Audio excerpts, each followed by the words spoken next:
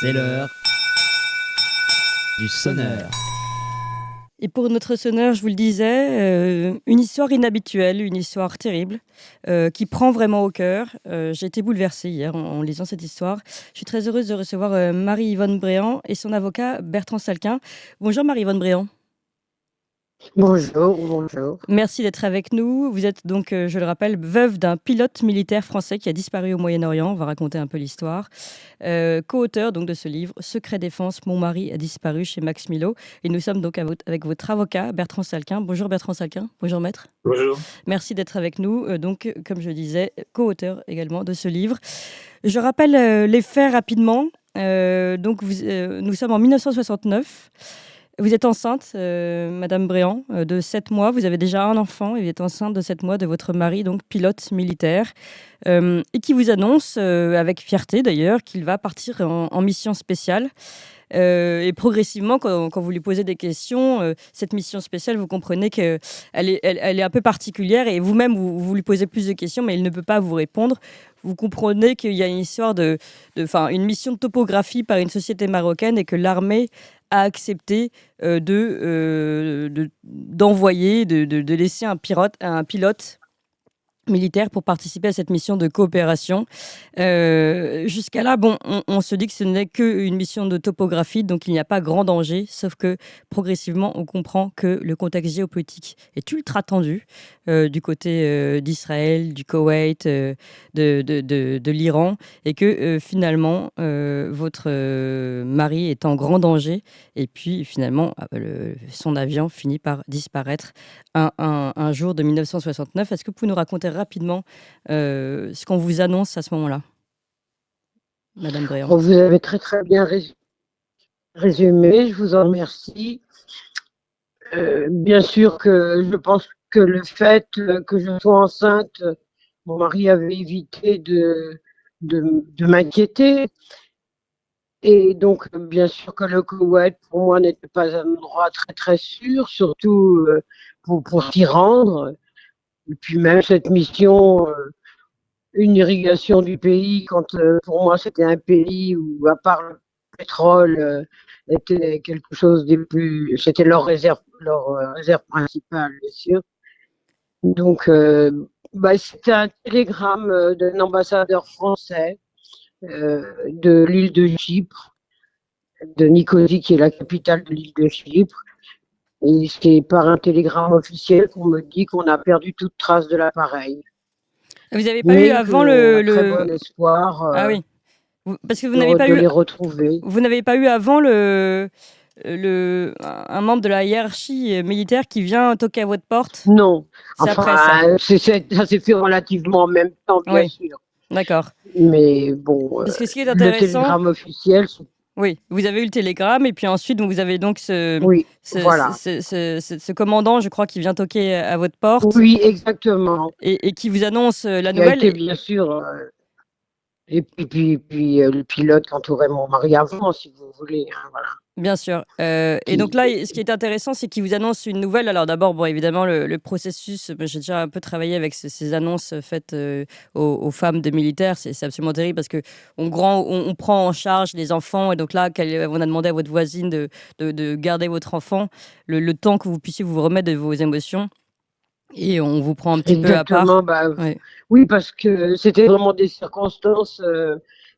Il y avait la partie du voyage, si vous voulez, enfin, de, de la navigation et de cet avion perdu. Et puis l'armée qui me disait, bah non, non, c'est pas possible, on va le retrouver. Hum. Donc j'avais des doubles informations. Ouais.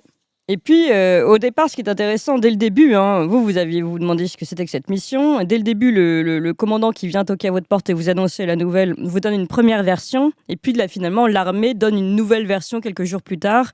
On voit bien qu'ils ne sont pas à l'aise avec les informations qu'ils délivrent. Dès le début, il y a un souci de ce côté-là, en fait. Oui, exactement. Mais je pense que même eux, hein, ils étaient devant une situation qu'ils ne géraient pas du tout et qui n'avaient bien sûr pas du tout l'habitude d'avoir. Hein. Oui, oui, oui. Bah, ça, c'est sûr. Entre des avions qui vont pas très loin et là, le Koweït, voilà.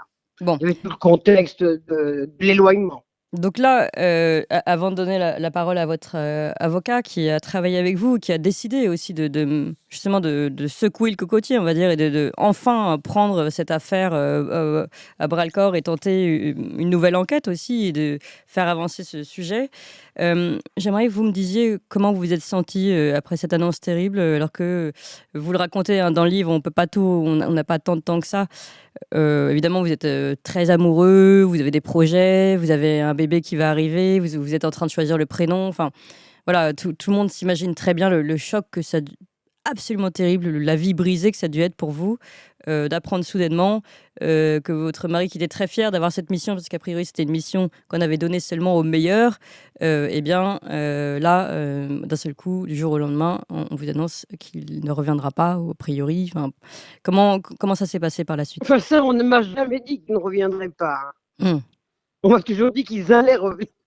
Oui, C'est là où est l'abomination, parce que je passais d'une grande douleur avec de l'espoir après, et ça a duré plus d'une année comme ça. oui. Euh, On nous a fait penser qu'ils étaient prisonniers et que, bah, bien sûr, la France ferait tout pour qu'ils reviennent. D'accord. Maître Salquin, vous racontez un petit peu au début du livre comment finalement votre échange sur cette affaire a commencé. C'était pas du tout le sujet. Vous étiez, je crois, à une exposition artistique. Enfin bon, voilà, tout autre sujet. Puis elle commence à vous raconter ça. Puis vous, tout de suite, vous dites, mais il y a des incohérences dès le début dans ce dossier. Et vous décidez de vous retrouver.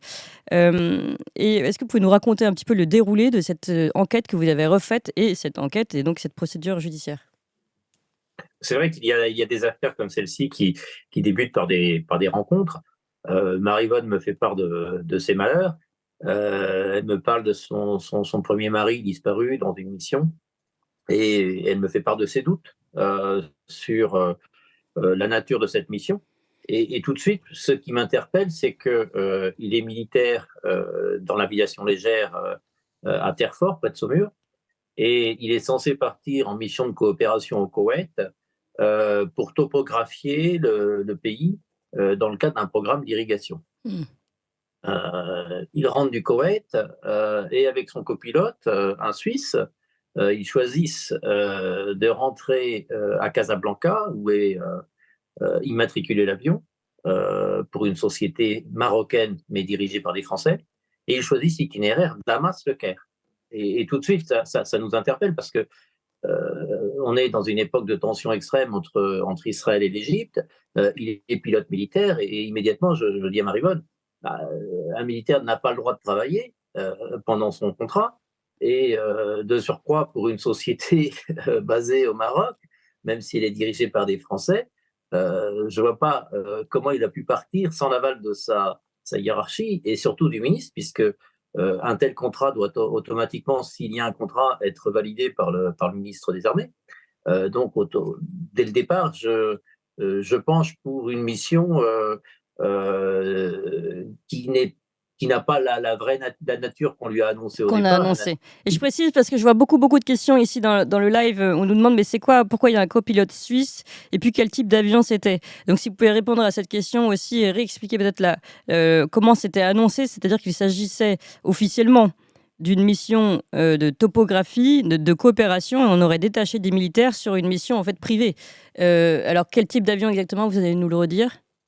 Voilà, alors il s'agit d'un Piper Aztec, c'est un avion bimoteur, et la spécificité de ces unités de l'aviation légère de l'armée de terre, puisque c'était l'unité de Gilbert Briand, c'est que c'était des unités de mitraillage et d'observation. La spécificité des unités de l'aviation légère, c'était les anciennes unités d'Indochine et d'Algérie, c'était des unités qui étaient équipées de bimoteurs, aviation légère, et mission de mitraillage, mission d'observation. Et Reconnaissance. c'est effectivement le type de pilote qui peut intéresser une société de photogrammétrie. Il s'agit en fait de photographier le relief pour en faire ensuite que les ingénieurs en fassent des projections en relief. Mais je ne vois pas effectivement, en dehors de cette mission officielle de topogrammétrie au Koweït, le trajet retour par un avion qui est censé être un avion civil, mais équipé de caméras, paraît effectivement périlleux. Et du coup, la disparition entre Damas et Le Caire trouve, à mes yeux, évidemment une autre explication, surtout quand l'enquête va progresser et qu'on va réunir des éléments de plus en plus probants sur les hypothèses d'un mitraillage, soit par l'armée égyptienne, soit par l'armée israélienne. Et d'ailleurs, le livre laisse des hypothèses ouvertes sur l'origine du tir. Par contre, sur le fait que cet avion ait été envoyé par une officine affiliée au gouvernement français dans une zone de guerre, une zone de conflit, ça me semble désormais relativement acquis. Et nous avons, avec Marie-Vonne, obtenu finalement en février 2024, après 10 ans d'enquête, des papiers qui désormais prouvent que Michel Debré, qui était à l'époque ministre des Affaires étrangères, avait lui-même été informé de ce mitraillage. Ce qu'on nous a caché pendant 10 années, puisque ce livre révèle l'enquête que j'ai menée avec un confrère suisse, qui m'a permis de déconfidentialiser les archives suisses, et ce qui permet à Marie-Vonne Bréant aujourd'hui d'avoir des documents solides, ce qui nous a permis d'avoir des documents solides pour, avec l'appui d'ailleurs de certains médias, obtenir du gouvernement, après 10 ans de recherche, 10 ans de combat, la déconfidentialité d'une vingtaine de feuillets, c'est tout ce qui reste de ce dossier, qui font état d'un mitraillage. Et j'ai rencontré François Hollande en 2022, qui me disait qu'il appartiendra à la justice de déterminer si les archives françaises ont été détruites, si elles n'ont jamais existé, ou si elles ont disparu fortuitement. Moi, maintenant que j'ai obtenu, après 10 ans de recherche, une lettre de mai 69 qui informe le ministre des Affaires étrangères d'un mitraillage, je ne doute pas que ces archives de l'époque ont été détruites. Et si elles ont été détruites, c'est de toute évidence parce que Gilbert Bréant a effectué une mission. Gilbert Bréant, donc le mari de voilà. Marie-Vonne Bréant dont nous parlons, le mari militaire, pilote qui a disparu pendant cette mission. Et vous ne doutez pas que quoi, pardon, qu'on remette... je vous ai coupé du coup pour préciser qui était Gilbert Bréant.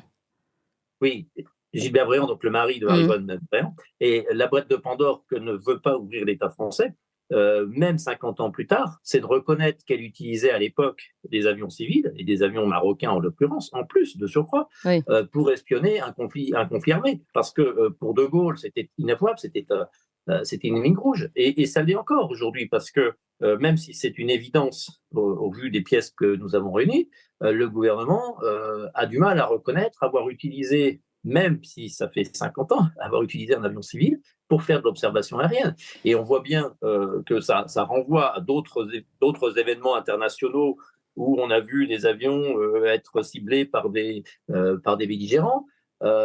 Et on peut faire des parallèles avec d'autres affaires. On se demande bien pourquoi certains belligérants ont bien voulu tirer sur certains avions qui étaient pourtant civils. Et on voit dans cette affaire que, en tout cas, si on a mitraillé celui de Gilbert Bréant et de son copilote suisse, c'est certainement en raison de la nature réelle de leur mission, qui était évidemment difficilement... De l'espionnage, ou de l'information, on va dire. Pour dire tout ça. À fait. Alors, donc, finalement, j'aime bien qu'on revienne en effet sur l'avancée de cette enquête. Marie-Vonne Bréant, donc là, évidemment, vous êtes sous le choc. Puis, de façon, vous, depuis le début, vous pensez qu'il y a quelque chose qui cloche. D'ailleurs, la sœur du copilote de votre mari vous appelle en disant qu'également pour elle, il y a des éléments qui ne vont pas. Et vous commencez à tout réunir. Mais qu'est-ce qui fait que vous ne pouvez pas avancer dans cette enquête? Finalement, vous rencontrez des murs à chaque fois. Et comment vous allez faire maître ensuite pour relever tout ça et avancer dans ce dossier, sachant que, comme vous le dites, maintenant, on est quand même plus de 50 ans après l'affaire. Et qu'est-ce que je voulais dire d'autre? On va recommencer comme ça. Donc, Marie-Vonne Bréant, si vous pouvez nous dire quels sont les murs que vous avez rencontrés, en fait, au moment où vous avez tenté de faire, le vrai sur cette histoire. Je ne sais pas si je peux vous dire le vrai, parce que c'est tellement compliqué. La première des choses qui a été abominable, c'était de coucher de mon fils avec un papa qui n'était pas là pour le reconnaître, et l'entourage n'ayant pas de possibilité, ou presque, Et j'ai eu la chance de tomber sur des assistantes sociales militaires qui ont un droit sur l'état civil et qui ont déclaré que c'était bien son fils, mais pour moi, c'est resté une plaie abominable. Bien sûr. Et bon, oui, la Suisse nous a énormément aidés. On a eu, je crois, plus de 400 pièces. Enfin, mon avocat a eu plus de 400 pièces. C'était des gens qui étaient très, très bien placés, qui étaient joailliers en Suisse et il y avait beaucoup plus de possibilités que ma famille angevine, hein. Oui, oui, d'accord. Et eux nous ont énormément aidés. Et il y a encore une quinzaine de jours, j'ai vu la sœur du pilote suisse parce que je suis toujours restée en relation avec elle. Maître Salquin, alors est-ce que vous pouvez nous expliquer un peu comment vous avez procédé pour avancer dans cette enquête et finalement revenir sur vos conclusions aussi qui sont très importantes, hein, c'est-à-dire que sous le général de Gaulle, on a eu cette mission, si je comprends bien, d'espionnage, on va le dire comme ça, hein, mais sous faux drapeau, avec un avion d'immatriculation marocaine et civile. A priori, cet avion est mitraillé soit par l'Égypte, soit par Israël. Et évidemment, il est hors de question pour le général de Gaulle de révéler cette information parce que finalement, ça pourrait continuer comment dire, d'envenimer la scène du Proche-Orient. Donc, c'est toute une affaire géopolitique dans laquelle est imbriquée cette affaire terrible du décès du mari de Marie von Bréant. Oui, c'est ça. Pour comprendre cette affaire, il faut comprendre que pour un État tel comme la France, en 1969, reconnaître l'utilisation d'un avion civil pour mener des missions d'observation d'un conflit armé, c'est une ligne rouge parce que c'est contraire à toutes les conventions internationales et on sait combien effectivement ces conventions, le respect de ces conventions compte pour un État représentant des grandes puissances à l'ONU. Et c'est une ligne rouge, et ça l'est encore aujourd'hui parce que ce dont je m'aperçois dans ce livre, c'est que tout le monde a intérêt au silence, autant la France que le Maroc, autant Israël que l'Égypte, tous les États impliqués ont intérêt au silence. Et pour commencer cette enquête, moi, je prends connaissance de la part de Marie von Bréant d'un certain nombre de courriers de l'époque qu'elle possède. Elle a reçu des courriers du groupement militaire des armées, elle a reçu des courriers, des télégrammes de l'ambassadeur de France à Chypre, M. Puot. Elle a quelques correspondances. Elle a également des correspondances de sa belle-mère qui entretenait des correspondances avec Jean de Breuil, ministre de l'époque. Et donc, elle a une base. Je me mets en quête d'informations auprès du gouvernement. Je me dis, on va commencer par là. Et j'interroge le ministère des Armées, qui me répond immédiatement ne pas être compétent sur cette affaire, me renvoie sur les affaires étrangères. Les affaires étrangères m'indiquent n'avoir aucune archive, donc je retourne, mais me renvoie eux vers le ministère des Armées, curieusement. Donc je retourne devant le ministère des Armées, que j'interroge de nouveau en lui disant, donnant le courrier des affaires étrangères. Le ministère des Affaires des Armées m'adresse une nouvelle correspondance extrêmement cordiale après quelques semaines, quelques mois d'attente, me disant qu'après de vaines recherches, de nouvelles et vaines recherches, il ne retrouve aucune trace de ce dossier. Et c'est dommage. je vais alors devant le président de la République, François Hollande, parce que Marie-Vonne m'avait présenté une lettre de condoléances du général de Gaulle, et j'interroge le président de la République pour son cabinet particulier pour connaître savoir si ce cabinet aurait trace d'un dossier, puisque ni le ministère des Armées ni celui des Affaires étrangères n'ont quoi que ce soit, et que il me semblait que peut-être qu'à la présidence, il y aurait une trace. Pareil, aucune trace. Alors, je recommence une nouvelle salve de courrier, et cette fois, je fais état des correspondances que Marie-Vonne avait conservées, et je leur dis, écoutez, vous m'indiquez ne rien voir, par contre, Marie-Vonne Bréant m'avait produit tel courrier, est-ce que vous pourriez rechercher de nouveau? Et donc, ils recherchent de nouveau, et malgré les correspondances que Marie-Vonne possédait, eux ne possèdent rien. Donc, c'est quand même étrange. Alors, du coup, j'interroge le réseau des ambassades, puisque moi, j'ai des courriers m'indiquant qu'à l'époque, il y a des ambassadeurs, notamment Jean de Breuil avait interrogé le réseau des ambassades qui était cité. J'interroge les ambassades, personne ne me répond, sauf les ambassades du Liban d'ailleurs, et une autre ambassade qui m'appelle courtoisement, qui me téléphone. Et donc on a une valse avec les ministères. Oui. Et puis en 2018, moi, je prends connaissance du dossier suisse, que je fais désarchiver, et là, je reprends une salve de courrier, puisque j'ai les archives suisses qui, effectivement, établissent des cours. Et là encore, on n'a rien, on n'a rien, on n'a rien. 2019 arrive, et là, on a une date importante, qui est la date à laquelle le dossier doit être déconfidentialisé après 50 ans. Oui. Donc, 50 ans, oui. alors, je reprends mes salves de courrier en faisant état cette fois de l'acquisition de cette Ouais. Et c'est 50e année. accepté? Et je dis, bah, peut-être que le secret défense vous empêchait de me répondre, puisque je les interrogeais depuis 2016, depuis 2016. Oui. Et je reprends une simple courrier. Et cette fois-ci, on me dit qu'en dépit du secret défense, et avec de nouvelles recherches, malgré le secret défense, ils me confirment qu'ils n'ont rien. Et ce livre raconte cette quête. Donc ça a jusqu'au jour été où complètement, même pas classé secret défense, mais en fait complètement effacé des archives. C'est un... effacé. Et jusqu'au jour où je rencontre même François Hollande à ce propos, qui, hasard du temps, alors que ce livre est écrit, j'ai écrit ce livre, préside un colloque de formation des magistrats et des avocats à La Rochelle en 2022, juin 2022, qui s'appelle Le secret défense, état des secrets. Et il est présidé par François Hollande. Alors je lui envoie mon manuscrit, je lui envoie une série de questions que je vais lui poser. Et au colloque, il arrive très en retard. Et le colloque, je comprends qu'il y a un problème, parce qu'on se demande même s'il ne va pas annuler sa venue.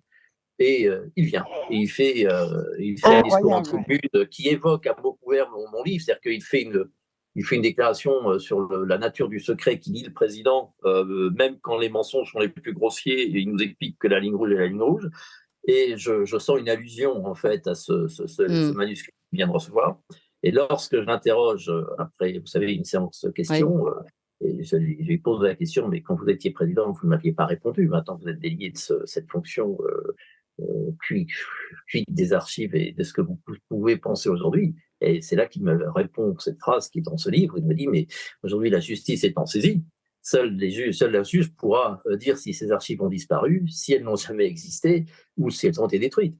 Et en réalité, il me fait une réponse qui en dit long sur le secret qui le lie, puisque quand je vais à sa rencontre après cette déclaration publique, il me fait part de son soutien à Maryvonne dans la recherche de sa vérité, son soutien personnel. Alors, et donc, on voit bien que l'homme sait très bien. Et aujourd'hui, avec les courriers que j'ai pu réunir après la médiatisation de cette affaire, l'homme sait très bien que, contrairement à ce qu'on nous sert, cette mission ne peut pas avoir de cohérence comme une mission civile, parce qu'imaginez un militaire qui irait se faire engager par une société marocaine, aujourd'hui comme hier, et qu'on dise à sa veuve, c'est une mission civile. Et je précise d'ailleurs, parce que beaucoup me demandent ici dans le chat, que ça a été considéré comme une mort dans une mission civile, et donc aucune indemnisation, aucune indemnisation, aucune aide, aucun soutien comme l'armée peut organiser pour les enfants morts dans le service. Donc, ça, elle pour a eu les droit au soutien moral de l'armée. Parce que, bon, voilà, donc alors, on va devoir conclure ici, mais ce que je voulais quand même encore dire, Maître Selkin, c'est que finalement, aujourd'hui, qu'est-ce que vous avez gagné et où vous en êtes, juste pour conclure? Ce qu'on a gagné, c'est qu'on sent que depuis la médiatisation de cette affaire, le gouvernement a bougé. Après avoir prétendu ne rien connaître de cette affaire, le gouvernement a retrouvé une vingtaine de feuillets, dont un feuillet très important qui évoque en février 2024 le mitraillage de cet avion. Et c'est un courrier qui est envoyé par M. Puot, l'ambassadeur de France à Chypre, qui a évoqué cette affaire avec Madame Bréant et qui évoque un mitraillage. Donc, ça prouve que les autorités françaises étaient informées dès le départ du mitraillage de cet avion.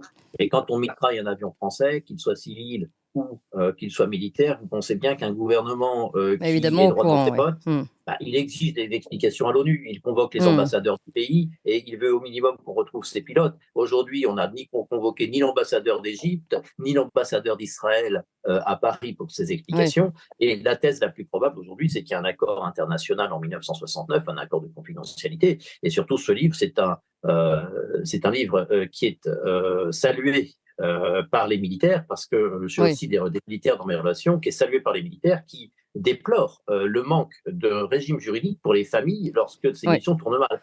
Oui, Tout il à faut fait. savoir qu'il y Et a ça, un moi, j'ai déjà reçu Voilà. des témoignages dans ce sens-là, et c'est absolument terrible. Et c'est pour ça que pour nous, c'était important encore. Oui, Et d'ailleurs, au c'est nom des important pour les militaires. militaires, voilà. Et puis le secret défense, et puis la vérité pour les Français, pourquoi pas, sachant qu'on voit bien ici qu'a priori, c'était un pays qui a mitraillé ici des militaires français. Et c'est important de revenir dessus. Ça a un certain écho avec l'actualité. Merci encore, Marie-Yvonne Moi, Bréant. je veux bien Merci, ajouter un Maître petit Selquin. mot. Bon, on est très, très en Est-ce que je retard. peux ajouter un Oui, petit alors, mot? une seconde. Allez-y.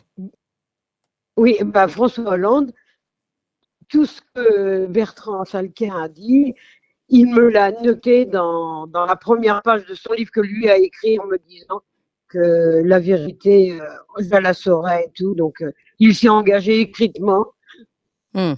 Bah, si ce mot ici, oui. pour dire qu'il m'aiderait. Bon, bah écoutez, en tout cas, on a espoir pour vous, Marie-Yvonne Bréant. Merci à vous Je deux, vous en tout cas, remercie pour ce infiniment. témoignage. Je rappelle, Secret Défense, mon mari a disparu.